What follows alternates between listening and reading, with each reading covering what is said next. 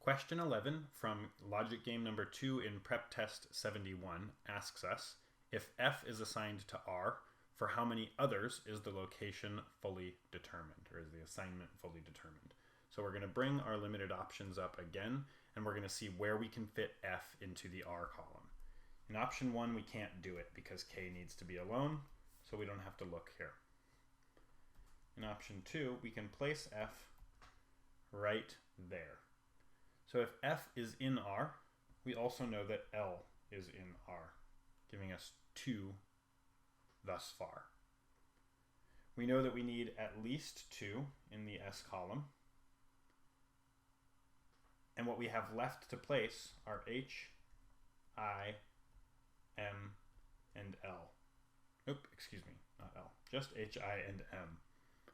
If 2 of these have to go in the S column, we already know that neither H nor M can be present with I. Therefore, to have 2 of them together, it would have to be H and M, and we would have to be leaving I elsewhere. Where that I could go? Well, it can float between R and U. Thus, for how many others is the location fully determined? Well, we know it for L, M, H, K, and G. That's a total of 1, 2, 3, 4, 5 others. So our answer is E.